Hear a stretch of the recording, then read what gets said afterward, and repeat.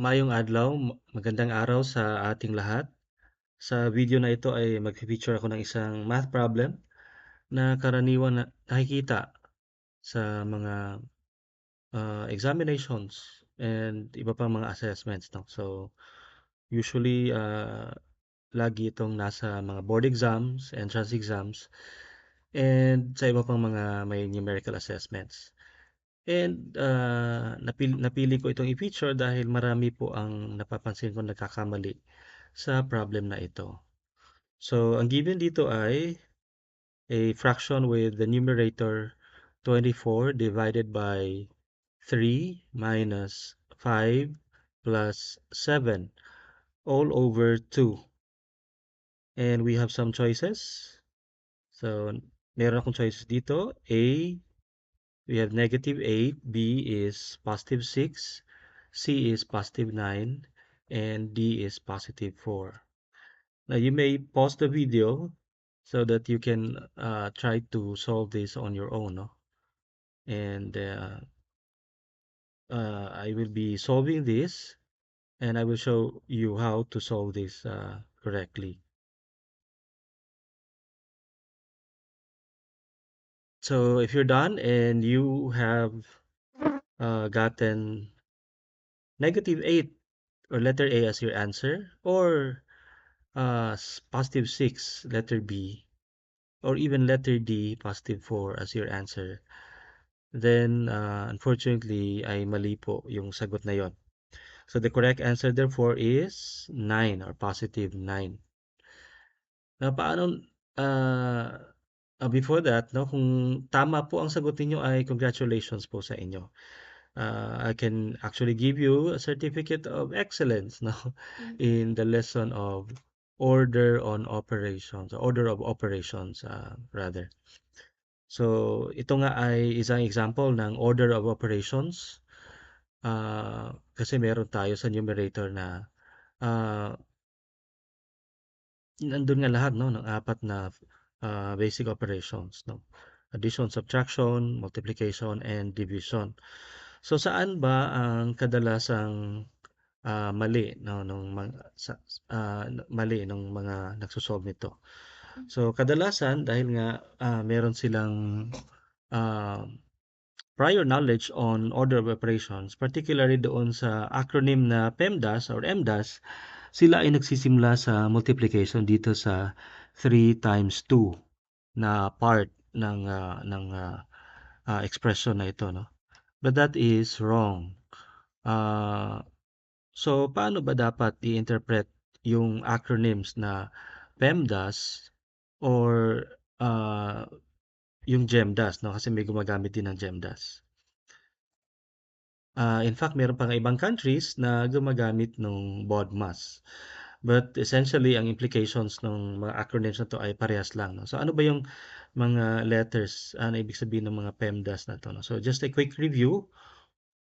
So P or G, let me just use G because mas inclusive. Ang G stands for grouping or grouping symbols. So whether you have parenthesis, bracket, or brace, you have to start with the expressions enclosed, no, sa mga grouping symbols, no. But kung alin man nauna diyan, so magsa-start ka sa parenthesis, palabas, no, mula loob palabas. Yan yung order ng pagso-solve. So you start with parenthesis, then with expressions na nasa bracket, and then brace, no. Next ay si E. So lahat naman 'to may EMDAS. So E stands for exponent, no?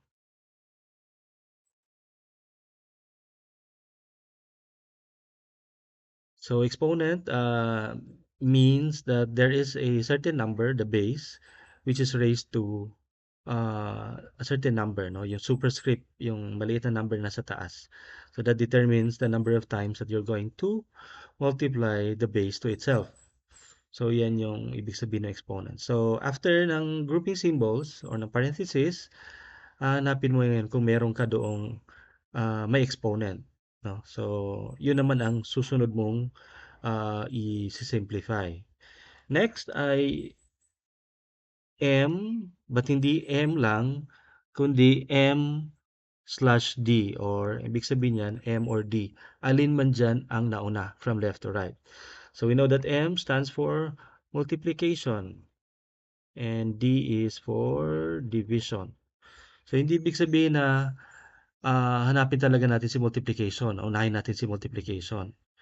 Kasi kung parehas naman silang nandoon sa expression at magkatabi, we have to start from left to right.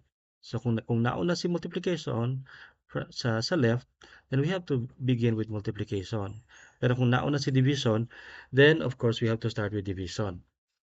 So yan po yun. Same thing with A and S, no? So A/S din yan, which means addition or slash subtraction. So, alin man po ang nauna from left to right, kung magkatabi sila, yun ang uunahin natin. Pero kung hindi sila magkatabi, same with M or D or multiplication, division, talagang uunahin natin sa left kung ano yung nasa left, kung nauna ba si multiplication or si division. So, yan po, yan po. So, balikan natin yung ating problem kanina sa ating given. So on our numerator, we have 24 divided by 3 times 2 minus 5 plus 7. So hindi tayo magsisimula sa 3 times 2. We will be starting with 24 divided by 3 kasi yan yung nauna from left. So our step 1 would be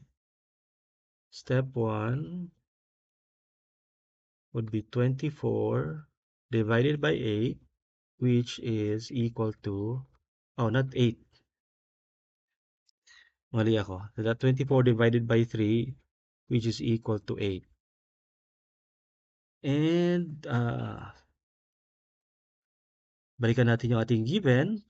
After ng division, we have here multiplication. So after natin makuha yung sagot ng 24 divided by 3, next is we will be multiplying that answer to or with 2.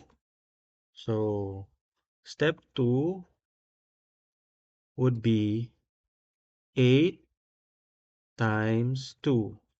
And 8 times 2 is equal to 16. So at step 2, ang ating sagot na ngayon ay 16. After multiplying by 2, ang next dyan ay minus 5 plus 7. So kailangan ba natin i-add muna si 5 plus 7? No, hindi po. Dahil magkatabi naman si addition and subtraction, we will start from left to right. So nauna dyan si minus 5. So our step 3 is to subtract by 5. So step 3, ang sagot natin kanina ay 16. So 16 minus 5, which gives us 11. And for our step 4, ang natitira lang doon ay plus 7. So we have 11 plus 7, which gives us 18. And our final step, kasi meron pa tayong denominator doon na 2. So step 5 is to divide 18 by 2. So 18 divided by 2 is 9. So yan po ang sagot. So that should be letter C. Balikan natin yung C.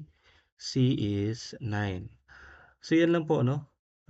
Careful lang po tayo doon sa part na inuuna natin si multiplication or si addition. Kasi kung magkatabi sila, we should begin with or we should start from left to right.